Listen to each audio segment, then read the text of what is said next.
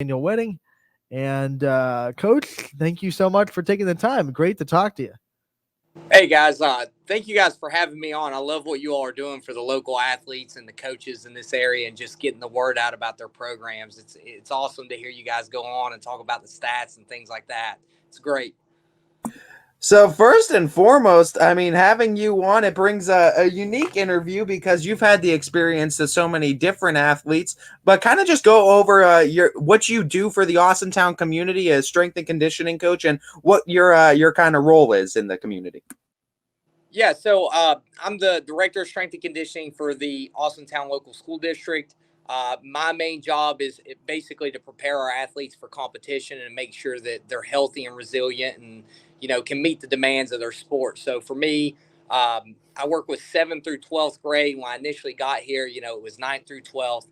Had to try to get everybody on board, and then now we're really reaching down over the last year and a half or so into our middle school. So our goal is, if we can get 100 workouts in for 7th and 8th grade, that's 200 workouts before they get to high school, and they're going to be ready to hop right on in and contribute right away. And I think that you'll see that with some of our younger talent that have been with us for a while, like they're already prepared for competition. And luckily, like, we've had, knock on wood, we've been pretty healthy in most every sport, because our kids are consistent and show up every single day.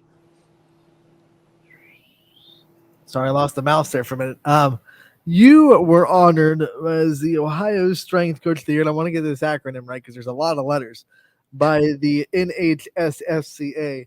Talk about what that honor meant to you, and what it kind of meant to you to be recognized by your peers, really, in the state of Ohio.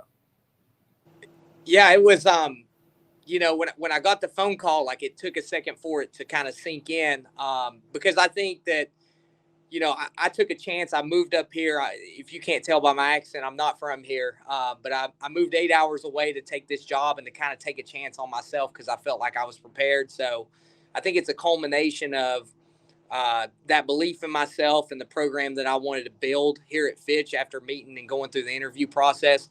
But it's also a culmination of, like, the collaborative effort that goes in between myself, the sport coaches, our administration, and then just our kids' consistent pursuit of perfection, essentially.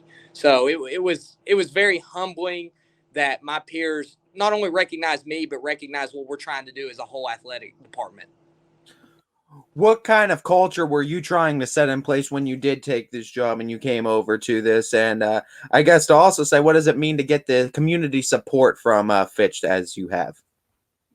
Yeah, I mean, I think during my interview process, I recognized really quickly that there was a lot of pride in this community. And then, just being in the Youngstown area, you hear the word grit a lot. And that's kind of what I wanted to bring here. I wanted to bring, a gritty atmosphere, a consistent atmosphere. We always talk about always striving to be 1% better. All right. If you show up every day and you're 1% better every single day, that compounds over time. And that's kind of like our goal here. And another thing that we constantly talk about with the kids is, what is the standard? I think that's extremely important because a lot of people like to set goals, but they're afraid to set standards. And there's a big difference between the two. So we have to establish our standard and not accept anything less than that. And when we do that, good things will start to happen over time. Spring sports are on the horizon. I know you work with all the baseball players, all the softball players, the track and field athletes as well. Talk about some of the things that you've done with these spring athletes, and kind of highlight some of them that have really put in a lot of work in the weight room. We know we see it a lot on social media. Fitch highlights their weight program better than any other school in the area as far as what they put out on social. So we see it a lot. Talk about how proud you are of some of these kids and these athletes that have really put in the work with you in their training programs. Oh man, that's going to be so hard to answer that and give everyone credit that deserves credit. First off, to the coaches that trust me with their kids, about 16 weeks out from the spring season, which is about November, our track program starts indoor. We start that indoor weight training program.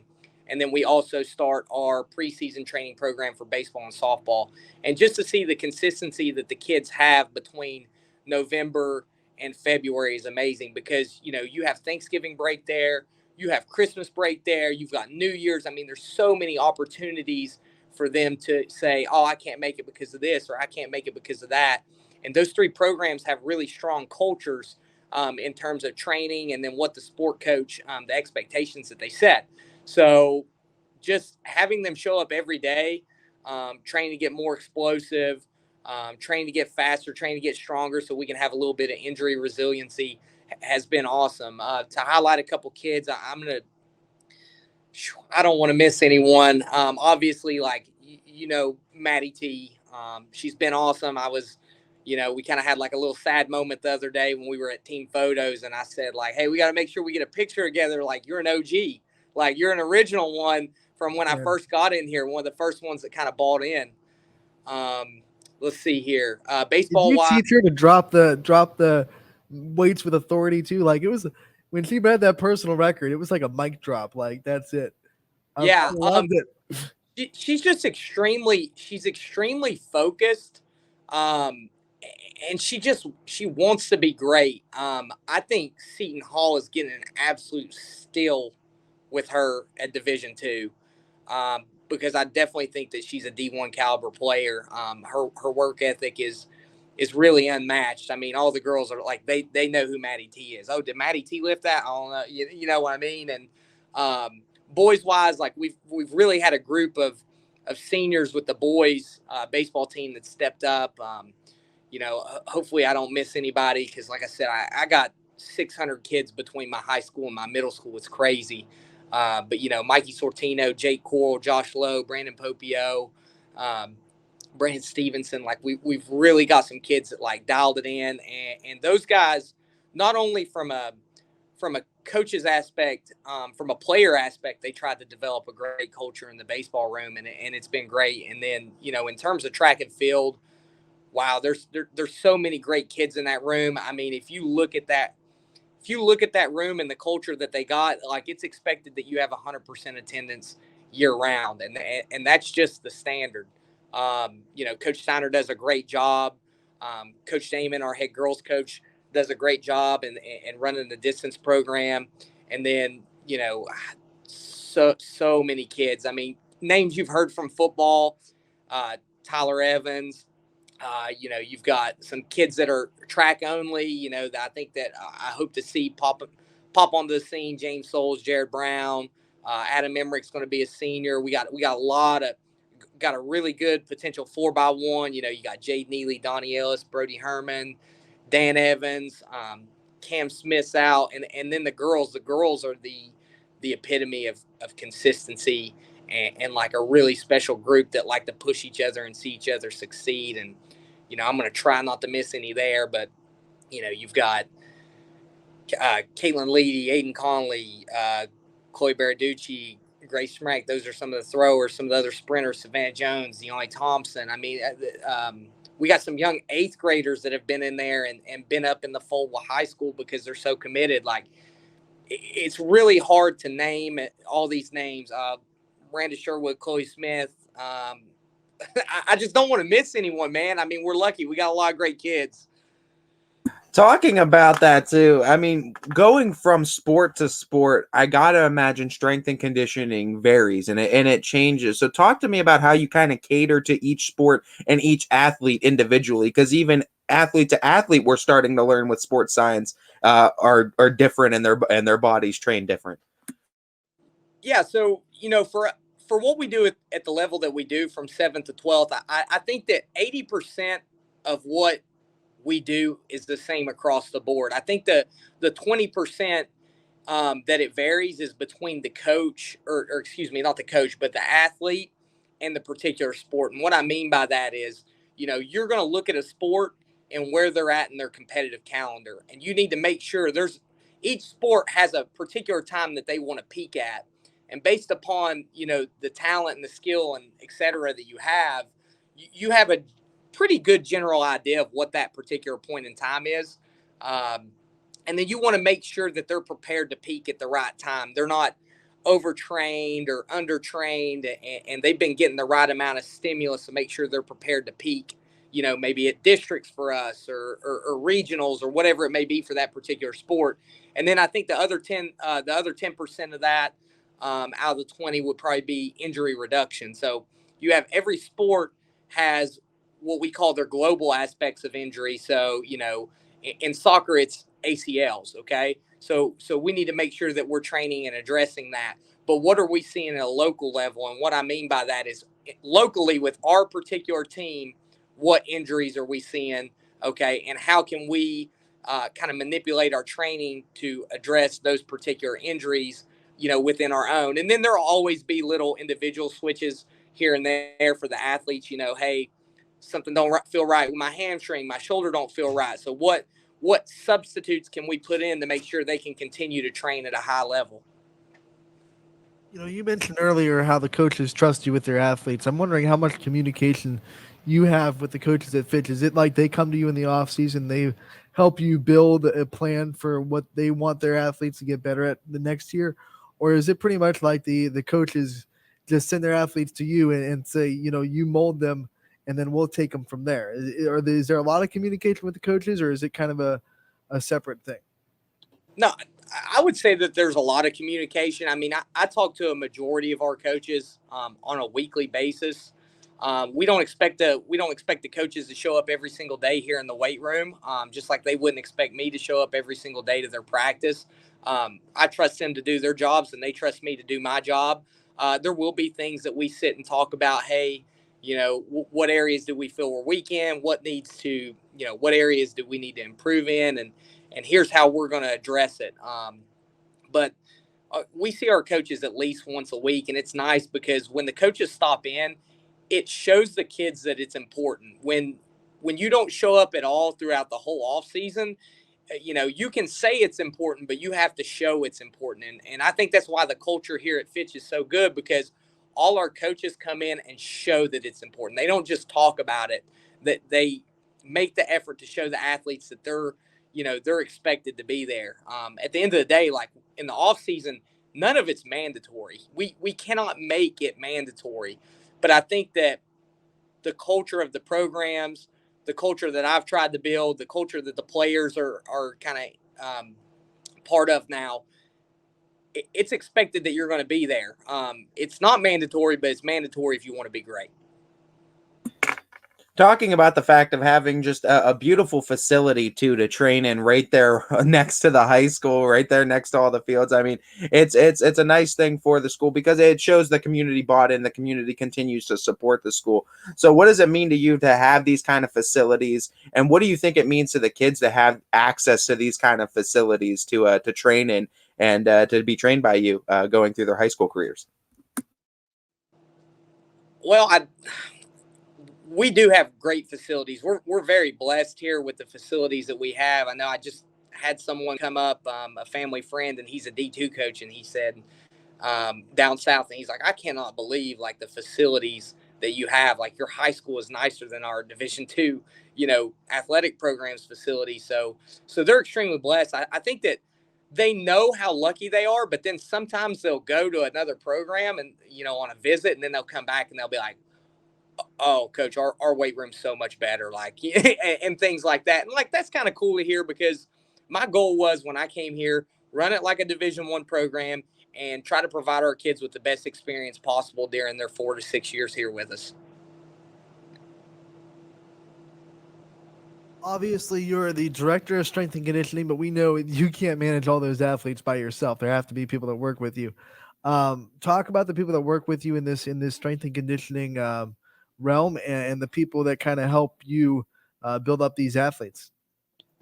Yeah. So, well, first off would be my assistant, Myron Anderson. I can't mention without him. I don't know exactly how long you've been doing this show, but Myron was a great athlete at Louisville, and he's probably in the Hall of Fame there. If not, he should. I'm voting for him.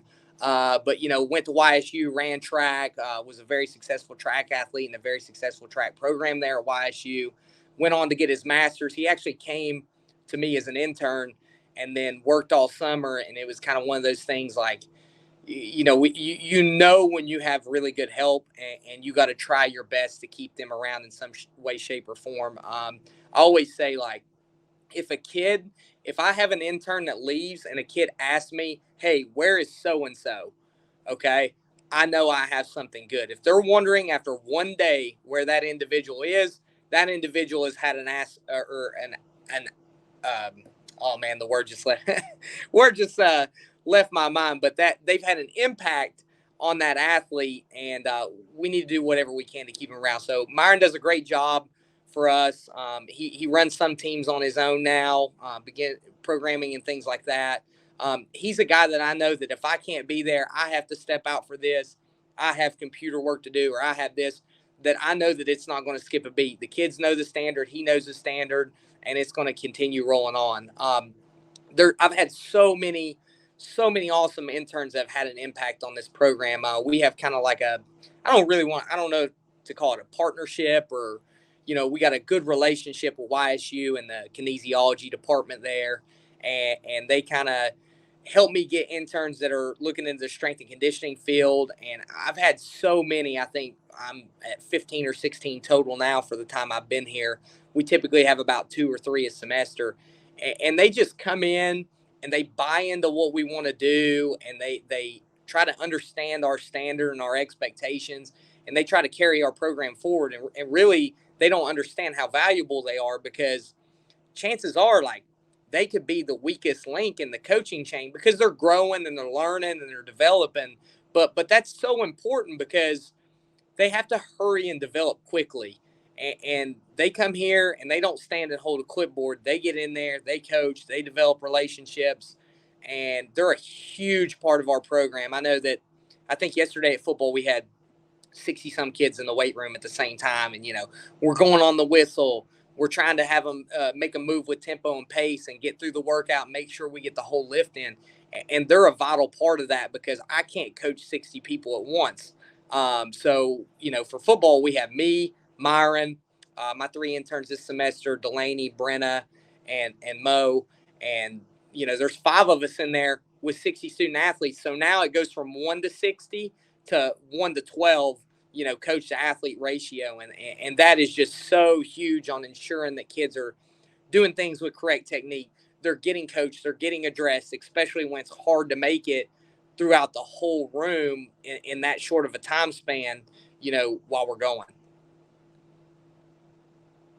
Coach, looking also at just this community too, and all the support you've had, and just the amount of kids that you've had go through this program, what does it mean to you that seeing these interns going through and seeing all the kids that participate in strength and conditioning, that this is starting to become a serious topic inside the student athlete's mind too, and they're starting to really jump on board with the strength and conditioning at younger ages?